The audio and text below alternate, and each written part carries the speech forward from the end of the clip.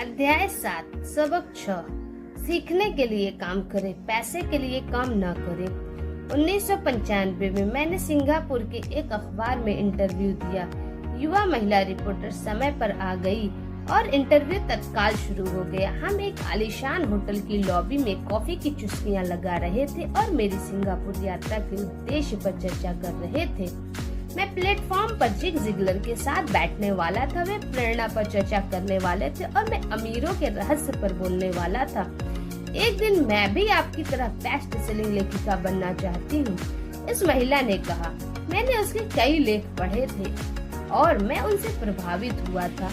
उसकी लेखन शैली दमदार और अस्पष्ट थी। उसके लेखों में पाठकों की रुचि जगाने की क्षमता थी। आपकी शैली बहुत बढ़िया है, मैंने जवाब में कहा। कौन सी चीज आपको अपने सपनों को हकीकत में बदलने से रोक रही है? मेरा काम कहीं का कहीं जाता है, उसने शांतिपूर्वक कहा। हर आदमी कहता है कि मेरे उपन्यास बढ़िया है, परंतु कुछ नहीं होता, इसलिए मैं अखबार के लिए काम कर रही हूँ। कम से कम इससे मेरा खर्च तो चल जाता है। क्या आप इस बारे में कोई सुझाव देना चाहेंगे? हाँ बिल्कुल, मैंने उत्साह से कहा। सिंगापुर में मेरा दोस्त है, वह एक स्कूल चलाता है जहाँ लोगों को बिक्री संबंधी प्रशिक्षण दिया जाता है। वह सिंगापुर में कई छोटे के कॉर्पोरेशंस के लिए सेल्स ट्रेनिंग कोर्स चलाता है और मैं समझता हूँ कि उसके कोर्स में शामिल होने से आपका करियर बहुत ज्यादा विकसित हो जाएगा। उसका शरीर सख्त हो गया। आप यह कहना चाहते हैं कि बिक्री सीखने के लिए मुझे स्कूल जाना पड़ेगा? मैंने सहमति में सिर हिलाया। आप सचमुच ऐसा कह रहे हैं या मजाक कर रहे हैं? एक बार फिर मैंने सहमति में सिर हिलाया। इसमें गलती क्या है? मैं अब अपने शब्द वापस लेना चाहता था। उसे मेरे किसी बात से बुरा लग गया था और अब वह सोच रही थी कि कितना अच्छा होता अगर मैंने उसे कुछ भी सुझाव नहीं दिया होता। उसकी मदद करने की कोशिश में अब मैं खुद के सुझाव की रक्षा करता नजर आ रहा था। मेरे पास अंग्रेजी साहित्य में मास्टर्स डिग्री है। मैं सेल्समैन बनना सीखने के लिए स्कूल क्यों जाऊं? मैं एक प्रोफेशनल लेखिका हूँ। मैं एक प्रोफेशन में प्रशिक्षित होने के लिए स्कूल गई थी ताकि मुझे सेल्समैन न बनना पड़े। मैं सेल्समैनों से नफरत करती हूँ, उन्हें केवल पैसा चाहिए होता। तो आप मुझे बताएं कि मैं सेल्स का अध्ययन क्यों करूं? अब वह अपनी ब्रीफकेस ताकत से बंद कर रही थी। इंटरव्यू खत्म हो गया था। कॉफी टेबल पर मेरी एक बेस्ट सेलिंग पुस्तक रखी हुई थी। मैंने उसे उठाया और उस महिला द्वारा लिखे गए नोट्स को भी अपने दूसरे हाथ में रखा। क्या आप इसे देख सकती हैं? मैंने उसके नोट्स की तरफ इशारा किया। उसने अपने नोट्स पर नजर डाली। क्या? उसने उलझन में कहा। एक बार फिर मैंने उसके नोट्स की तरफ जानबूझकर इशारा किया।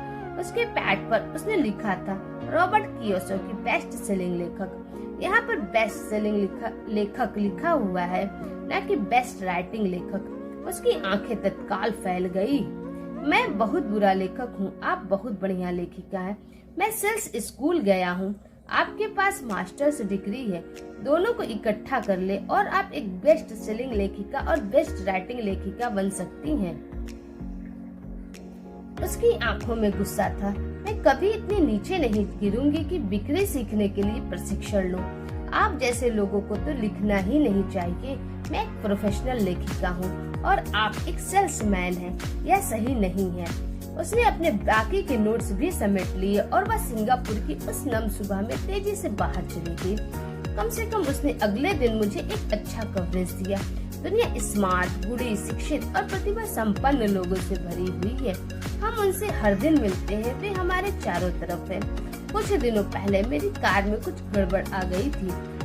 मैं एक गैरेज में गया और युवा मैकेनिक ने उसे कुछ मिनटों में ही ठीक कर दिया। इंजन की आवाज सुनकर ही उसे समझ में आ गया था कि गड़बड़ कहाँ थी। मैं हैरान था। दुखद सच तो यह है कि प्रतिभा ही पर्याप्त नहीं होती। मुझे लगातार यह देख कर झटका लगता है कि प्रतिभा संपन्न लोग कितना कम वेतन पाते हैं। मैंने अभी हाल ही में सुना है कि 5% से भी कम अमेरिकी एक साल में $1 लाख से ज्यादा कमा पाते हैं।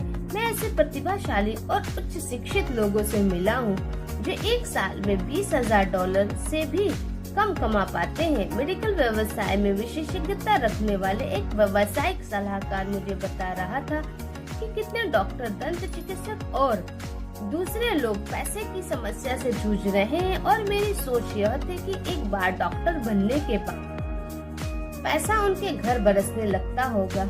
इस व्यवसाय सलाहकार ने मुझे एक बढ़िया वाक्य दिया, वे भारी दौलत से सिर्फ एक दक्षता दूर है। इस वाक्य का यह मतलब है कि ज्यादातर लोगों को केवल एक और दक्षता सीखने की जरूरत होती है और इसके बाद उनकी आमदनी अपने आप बहुत ज्यादा बढ़ जाएगी।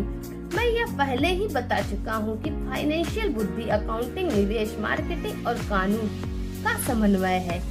इन 4 तकनीकों, दक्षताओं को मिला दे और पैसे से पैसा बनाना ज्यादा आसान हो जाएगा। जब पैसे की बात आती है तो ज्यादातर लोगों में केवल ज्यादा कड़ी मेहनत करने की दक्षता होती है। दक्षताओं के समन्वय का एक अच्छा उदाहरण अखबार की उस रिपोर्टर का है। अगर वह सेल्स और मार्केटिंग के क्षेत्र में दक्षता हासिल कर ले तो उसकी आमदनी हवा से बातें कर सकती है। अगर मैं उसकी जगह होता तो मैं एडवर्टाइजिंग, कॉपी राइटिंग और सेल्स के कोर्स में शामिल हो जाता। फिर अखबार में काम करने के बजाय मैंने किसी एडवर्टाइजिंग एजेंसी में नौकरी खोजी होती। चाहे इस काम में वेतन कम भी मिलता, परंतु इससे वह यह सीख जाती कि सफल एडवर्टाइजिंग में प्रयुक्त होने वाले शॉर्टकट का प्रयोग किस तरह होता है।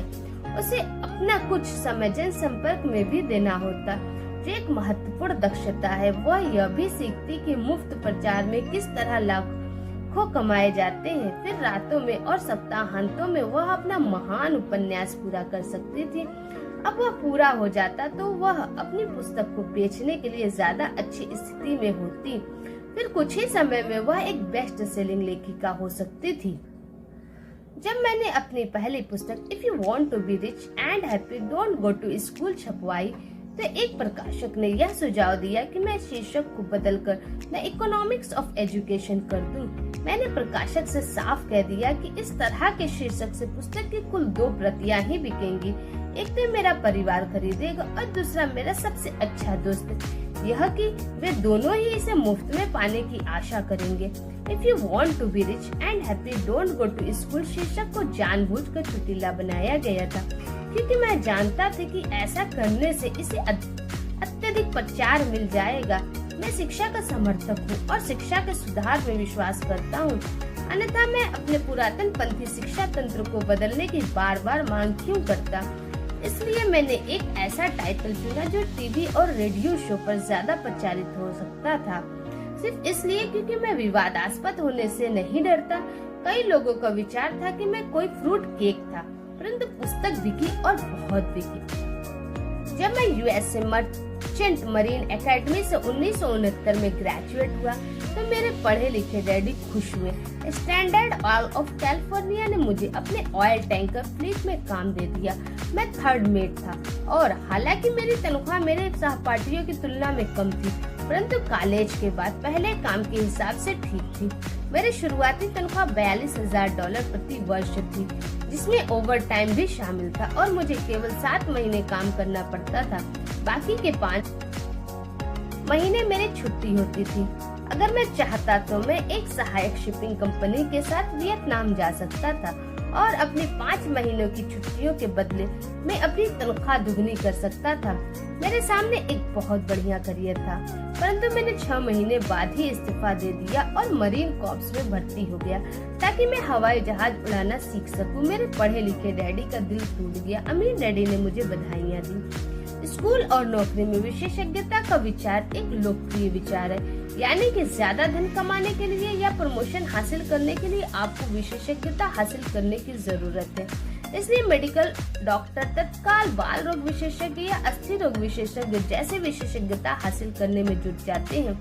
यही अकाउंटेंट्स, आर्किटेक्ट्स, वकीलों, पायलटों और बाकी लोगों के बारे में सही है। मेरे पढ़े लिखे डैडी इसी विचारधारा में विश्वास रखते थे, इसलिए वे डॉक्टरेट मिलने के बाद रोमांचित हो गए थे। वे अक्सर यह मानते थे कि स्कूल में ऐसे लोगों का सम्मान किया जाता है जो कम से कम चीजों के बारे में ज्यादा से ज्यादा पढ़ते।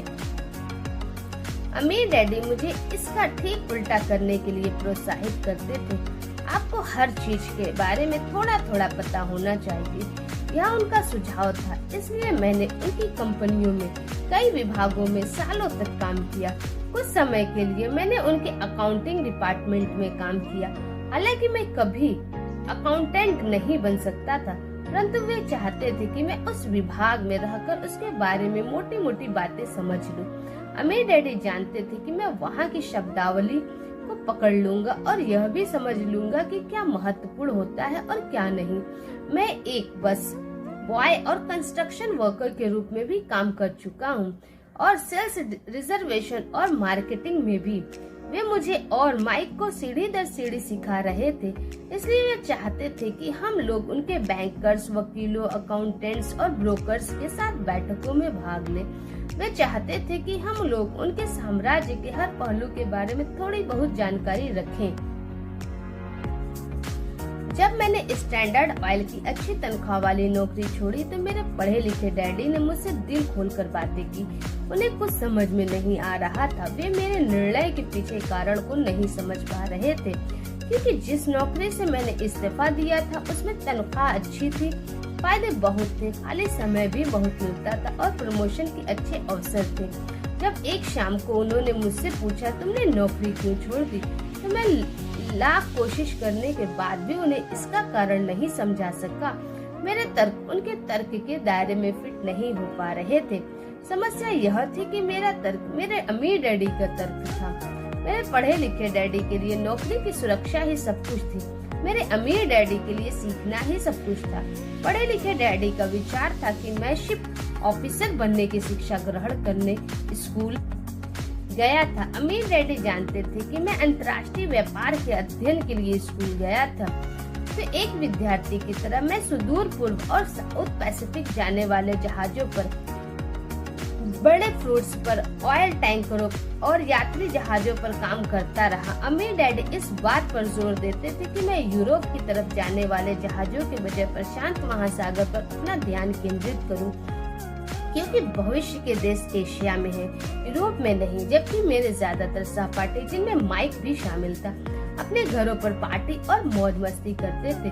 तब मैं Japan, Taiwan, Thailand, Singapore, Hong Kong, Vietnam, Korea, Tahiti, Samoa और फिलीपींस में व्यवसाय, लोगों, बिजनेस की शैलियाँ और संस्कृतियों का अध्ययन करता था। मैं भी पार्टी कर रहा होता, परंतु अपने घर पर नहीं। मेरा ज्ञान बहुत तेजी से बढ़ रहा था। पढ़े लिखे डैडी कभी नहीं समझ सके कि मैंने यह नौकरी क्यों छोड़ी और इसके बाद मरीन कॉर्प्स में क्यों शामिल हुआ। मैंने उन्हें बता दिया कि मैं जहाज उड़ाना सीखना चाहता हूँ, परंतु मैं वास्तव में ग्रुप का नेता बनना सीखना चाहता था। अमीर डैडी ने मुझे बता रखा था कि कंपनी चलाने का सबसे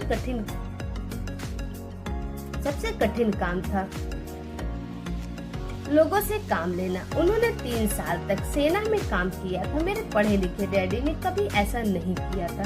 अमीर डैडी ने मुझे बताया कि खतरनाक परिस्थितियों में किस तरह लोगों का नेतृत्व किया जाए। तुम्हें जो अगली चीज सीखनी चाहिए वह है नेतृत्व। उन्होंने कहा, अगर आप एक अच्छे नेता नहीं हैं, तो आप पर पीछे से भी गोली चलाई जा सकती है, जैसा बिजनेस में किया जाता है। 1973 में वियतनाम से लौटने पर मैंने कमीशन से इस्तीफा दे दिया। हालांकि मैं हवाई जहाज उड़ाना पसंद करता था। मैं जेरोक्स कंपनी में काम करने लगा। मैंने इसमें एक वजह से नौकरी की थी और नौकरी के फायदे वह वजह नहीं थी। मैं एक शर्मीला आदमी था और बिक्री का विचार मुझे दुनिया का सबसे डरावना विषय लगता था। जेरोक्स अमेरिका में सेल्स ट्रेनिंग प्रोग्राम्स में बहुत बढ़िया कंपनी मानी जाती थी। अमीर डैडी को मुझ पर गर्व था। मेरे पढ़े लिखे डैडी को मुझ पर शर्म आती थी। एक बुद्धिजीवी होने के नाते वे सोचते थे कि सेल्समैन उनके नीचे के स्तर के होते हैं। मैंने जेरोक्स में 4 साल तक काम किया, जब तक कि मुझे दरवाजे खटखटाने और अस्वीकार कर दिए जाने के डर से मुक्ति नहीं मिल गई। एक बार मैं विक्रय में चोटी के 5 लोगों में लगातार आने लगा तो मैंने एक बार फिर इस्तीफा दे दिया और आगे बढ़ गया। एक बार फिर मैंने एक अच्छी खासी कंपनी के साथ अपना बढ़िया करियर छोड़ दिया था। 1977 में मैंने अपनी पहली कंपनी खोली। अमीर डैडी ने मुझे और माइक को कंपनियां चलाने का प्रशिक्षण दे रखा था, तो अब मुझे उन्हें स्थापित करना ही सीखना था। मेरा पहला उत्पाद था नायलॉन और वेलक्रो का वॉयलेट। जो फॉर ईस्ट में बनता था और समुद्री जहाज से न्यूयॉर्क में एक वेयर हाउस तक आता था। मेरी औपचारिक शिक्षा पूरी हो चुकी थी और अब मेरे पंखों की मजबूती की परीक्षा का समय आ गया था। अगर अब मैं असफल होता तो मैं दिवालिया हो गया होता। अमीर डैडी का मानना था कि 30 साल के पहले दिवालिया होना सबसे अच्छा होता है, आपके पास संभलने का मौका होता है। उनकी सलाह थी। मेरे 30वें जन्मदिन की शाम को मेरा पहला शिपमेंट कोरिया से न्यूयॉर्क के लिए रवाना हुआ। आज मैं अंतर्राष्ट्रीय स्तर पर बिजनेस करता हूँ और जैसे मेरे अमीर डैडी मुझे प्रोत्साहित किया करते थे, मैं विकासशील देशों पर ध्यान केंद्रित करता हूँ। आज मेरी निवेश कंपनियां दक्षिण अमेरिका, एशिया, नॉर्वे और रूस में निवेश करती हैं। एक कहावत है, जॉब एक संक्षिप्त रूप है जस्ट ओवर ब्रोक का, और दुर्भाग्य से यह करोड़ों लोगों के लिए सही साबित होता है, क्योंकि स्कूल यह नहीं समझाता कि फाइनेंशियल बुद्धि भी बुद्धि का एक रूप है। इसलिए ज्यादातर कर्मचारी या मजदूर अपने साधनों के भीतर रह रहे हैं। वे मेहनत करते हैं और अपने बिल चुकाते हैं।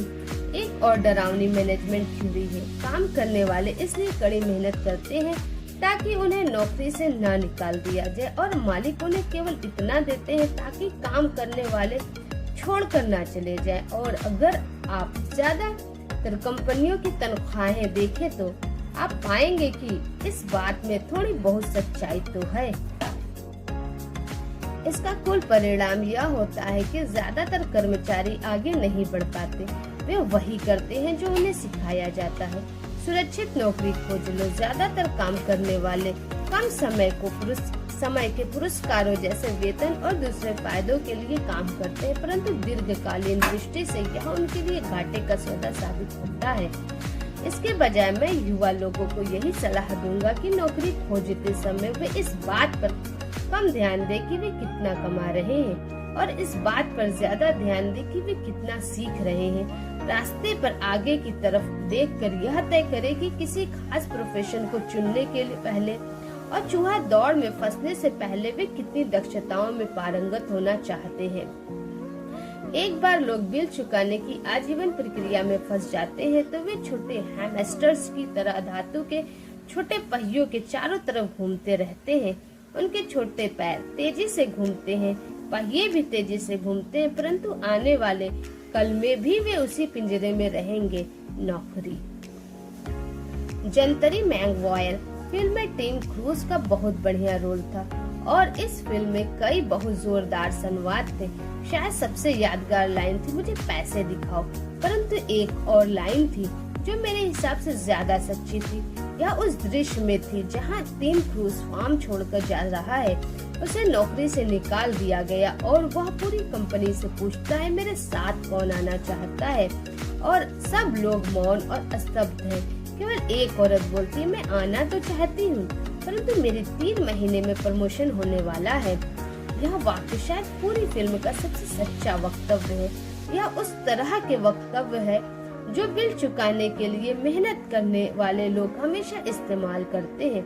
मैं जानता हूँ कि मेरे पढ़े लिखे डैडी हर साल तनख्वाह बढ़ने की आशा लगाए रखते थे और हर साल उन्हें निराशा होती थी, इसलिए वे फिर से स्कूल जाकर और ज्यादा योग्यताएं हासिल करते थे ताकि उन्हें एक और वेतन वृद्धि मिल सके, परंतु एक बार फिर उन्हें निराशा ही हाथ लगती थी।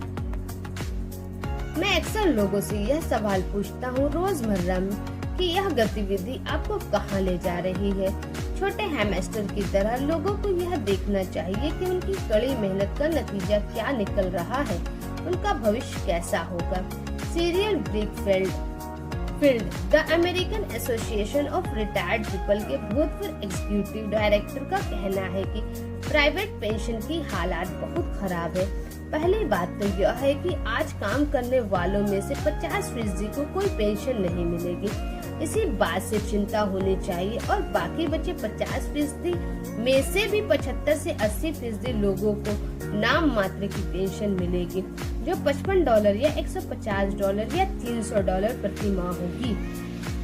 अपनी पुस्तक द रिटायरमेंट मिथ में क्रेग एस कॉर्पेल लिखते हैं, मैं एक बड़ी राष्ट्रीय पेंशन सलाहकार फर्म के मुख्यालय में गया और मैं मैनेजिंग डायरेक्टर से मिला, जिसकी विशेषज्ञता बढ़िया रिटायरमेंट योजनाएं तैयार करने में थी।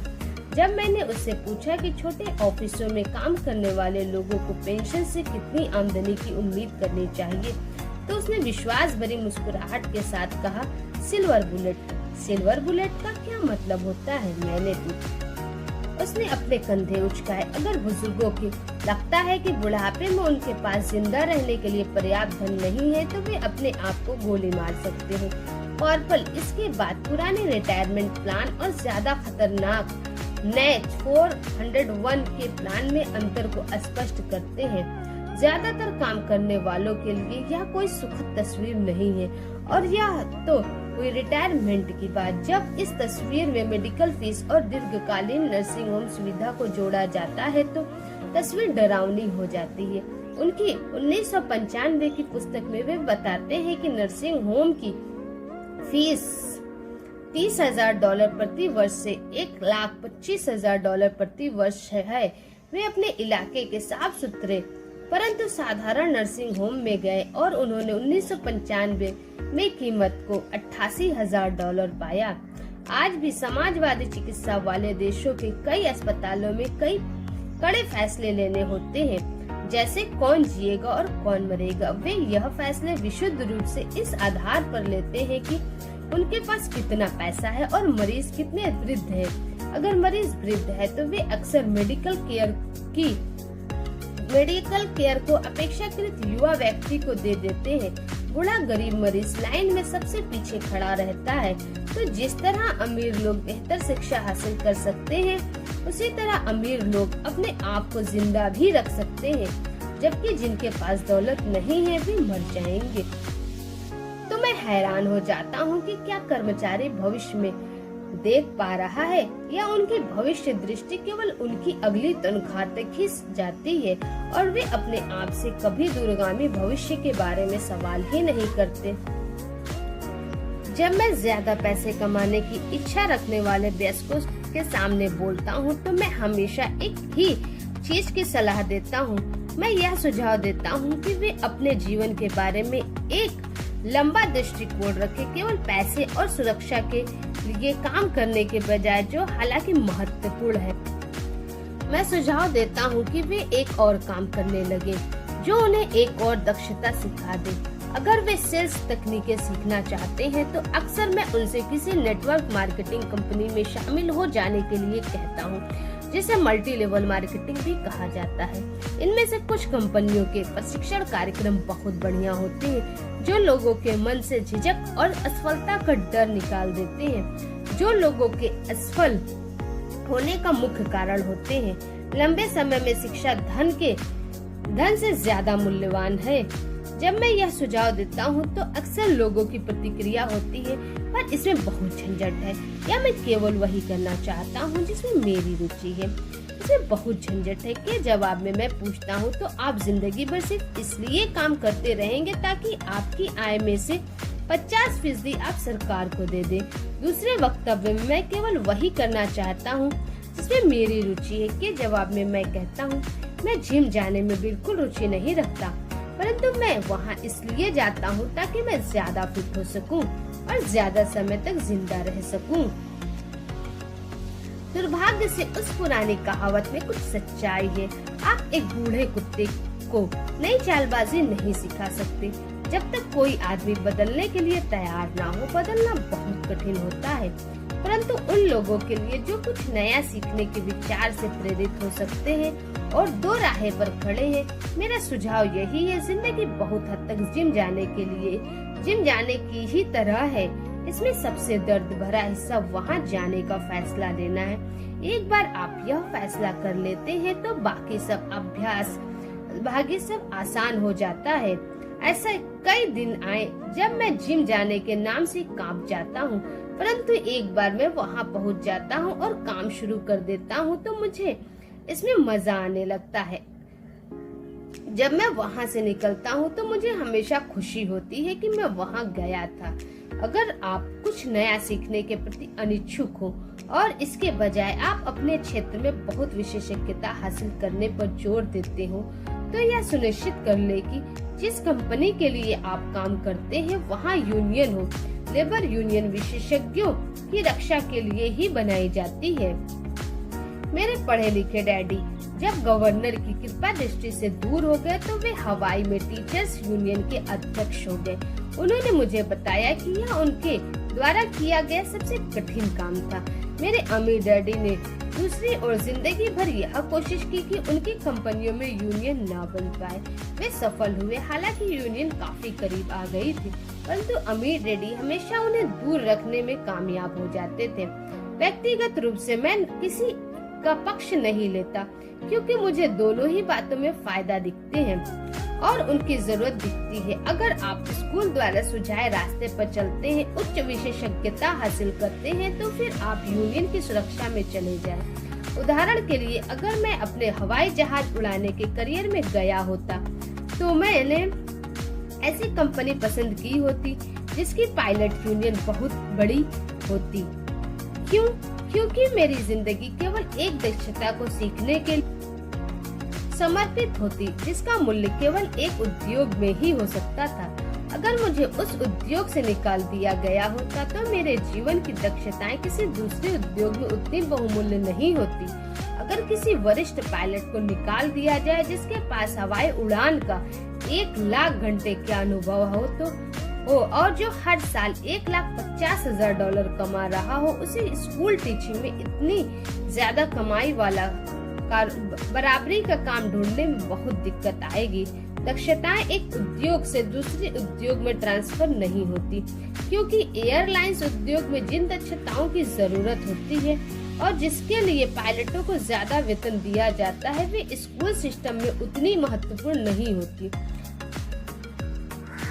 आज डॉक्टरों के लिए भी यही सही है। चिकित्सा के क्षेत्र में इतने परिवर्तन हो रहे हैं। कई मेडिकल विशेषज्ञ मेडिकल संगठनों जैसे HMO से जुड़ना पसंद करते हैं। स्कूल के शिक्षकों को यूनियन के सदस्य होना पड़ता है। आज अमेरिका में टीचर्स की यूनियन सबसे बड़ी और अमीर लेबर यूनियन है।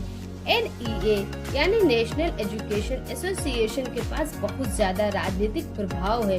शिक्षकों को अपनी यूनियन की सुरक्षा की जरूरत होती है, क्योंकि शिक्षा के बाहर उनकी दक्षताओं का मूल्य अपेक्षाकृत काफी कम होता है। तो नियम यह है उच्च विशेषज्ञता हासिल करो और यूनियन बना लो। स्मार्ट लोग यही करते हैं। जब मैं अपनी कक्षा से पूछता हूँ, आप में से कितने मैकडोनाल्ड से अच्छे हैमबर्गर बना लेते हैं, तो लगभग सभी विद्यार्थी अपने हाथ खड़े कर देते हैं। मैं फिर पूछता हूँ, अगर आप में से ज्यादातर बेहतर हैमबर्गर बना लेते हैं तो ऐसा क्यों होता है कि मैकडोनाल्ड आपसे ज्यादा पैसे बना लेता है? जवाब साफ है, मैकडोनाल्ड बिजनेस सिस्टम में आपसे अच्छा है। ज्यादातर प्रतिभाशाली लोग सिर्फ इसलिए गरीब होते हैं क्योंकि वे अपना सारा ध्यान बेहतर हैमबर्गर बनाने में लगाते हैं और बिजनेस सिस्टम के बारे में कुछ नहीं जानते। हवाई में मेरा एक दोस्त है जो एक महान कलाकार है। वह काफी पैसा कमा लेता है।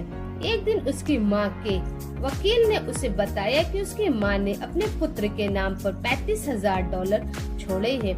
यह रकम सरकार और वकीलों द्वारा अपना हिस्सा लेने के बाद बची थी।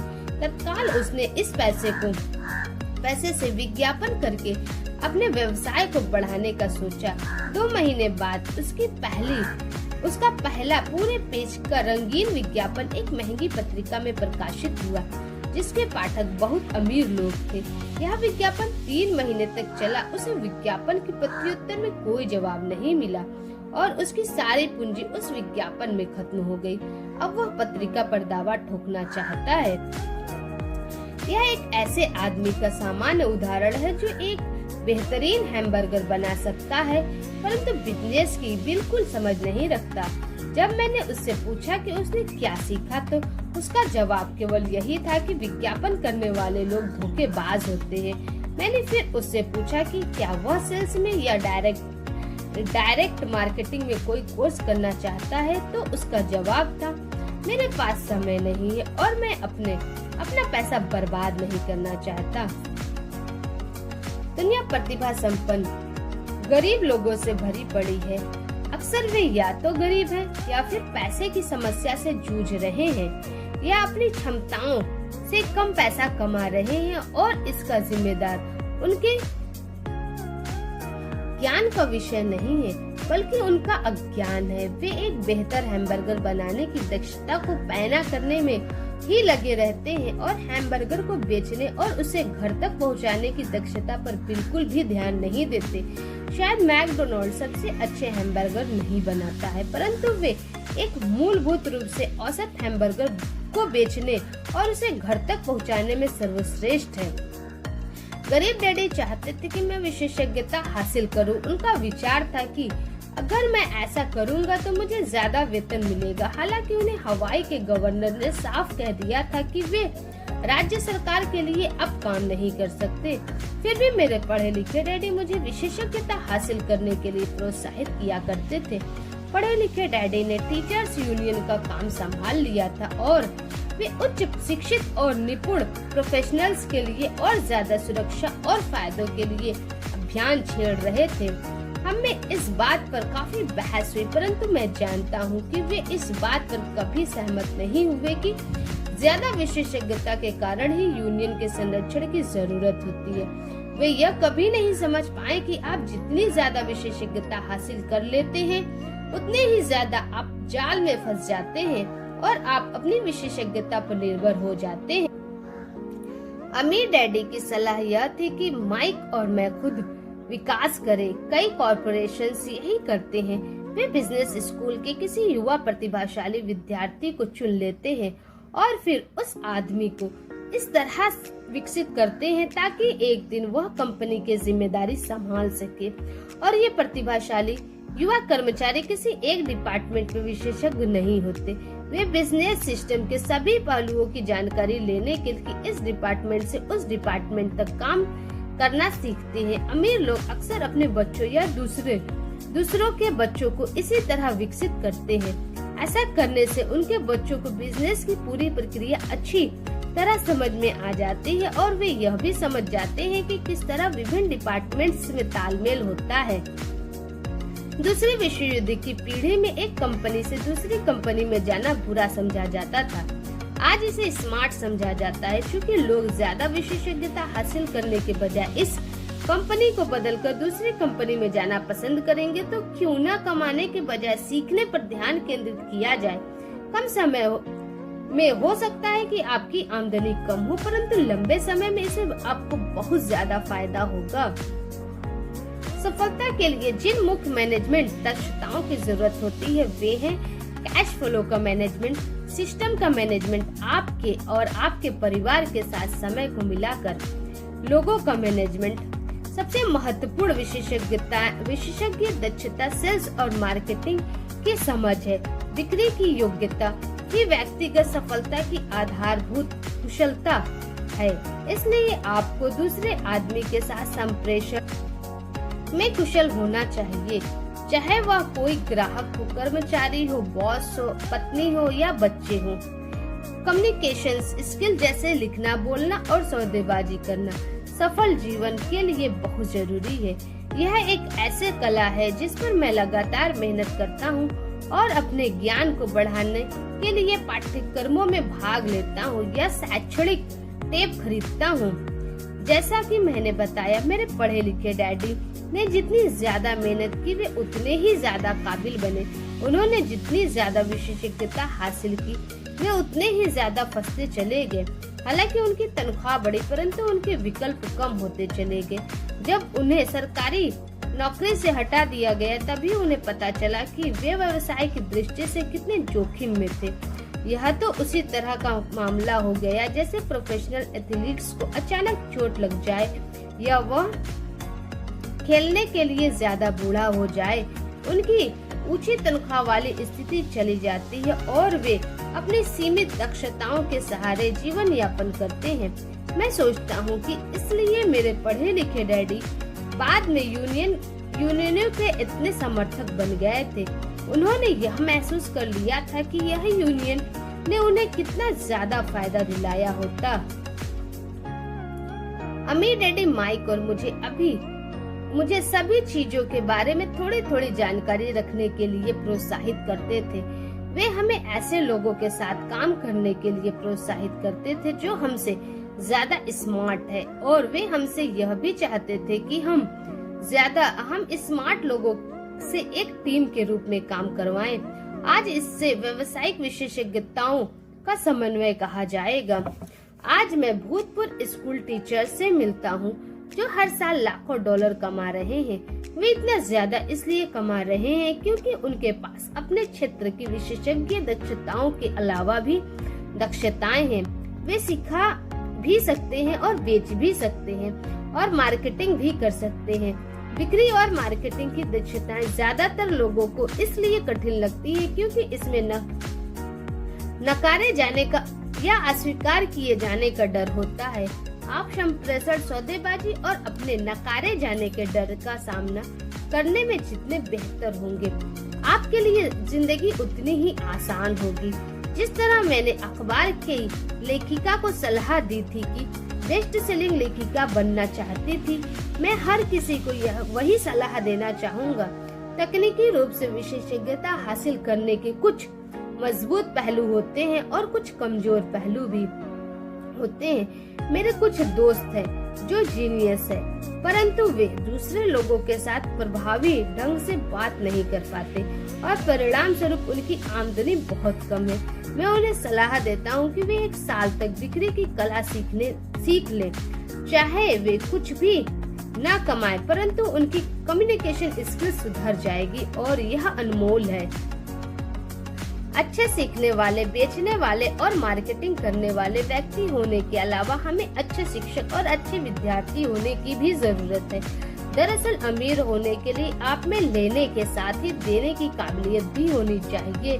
आर्थिक या प्रोफेशनल संघर्ष के मामलों में देने और लेने में बहुत कमी देखी गई है। मैं ऐसे कई लोगों को जानता हूँ जो सिर्फ इसलिए गरीब है क्योंकि वे ना तो अच्छे विद्यार्थी है, ना ही अच्छे शिक्षक। मेरे दोनों डैडी उदार थे। दोनों ने पहले देने के सिद्धांत का पालन किया था। शिक्षा देना उनके लिए देने का एक प्रकार था। जितना ज्यादा उन्होंने दिया उतना ही उन्हें मिला। पैसे देने के मामले में जरूर उन दोनों में अंतर था। मेरे अमीर डैडी ने बहुत सा पैसा दान दिया। उन्होंने चर्च को दान दिया, समाज सेवी संस्थाओं को दान दिया और अपने फाउंडेशन को दान दिया। वे जानते थे कि पैसा हासिल करने के लिए पैसा देना होता है। पैसा देना ज्यादातर अमीर परिवारों का रहस्य है। इसलिए रॉकफेलर फाउंडेशन और फोर्ड फाउंडेशन जैसे संगठन काम कर रहे हैं। ये संगठन उनकी संपत्ति को लेते हैं, उसे बढ़ाते हैं और लगातार देते रहते हैं। मेरे पढ़े लिखे डैडी हमेशा कहा करते थे, जब मेरे पास अतिरिक्त पैसा होगा मैं उसे दान में दूंगा। समस्या यह थी कि उनके पास कभी अतिरिक्त पैसा नहीं आया, इसलिए वे ज्यादा पैसे कमाने के लिए ज्यादा मेहनत करते रहे और पैसे के सबसे महत्वपूर्ण नियम को भूल गए। दो और आपको मिल जाएगा। इसके बजाय में वे यह यकीन करते रहे, लो और फिर दो। निष्कर्ष में मैं यही कहना चाहता हूँ कि मुझ पर दोनों ही डैडियों की छाप है। मेरा एक हिस्सा कट्टर पूंजीपति का है जो पैसे से पैसा कमाने के खेल से प्रेम करता है। मेरा दूसरा हिस्सा एक सामाजिक रूप से जिम्मेदार शिक्षक का है जो गरीबों और अमीरों के बीच बढ़ती आर्थिक खाई से बहुत ज्यादा चिंतित है। मैं इस बढ़ती हुई खाई के लिए मूल रूप से दक्यानुसी शिक्षा तंत्र को जिम्मेदार मानता हूँ।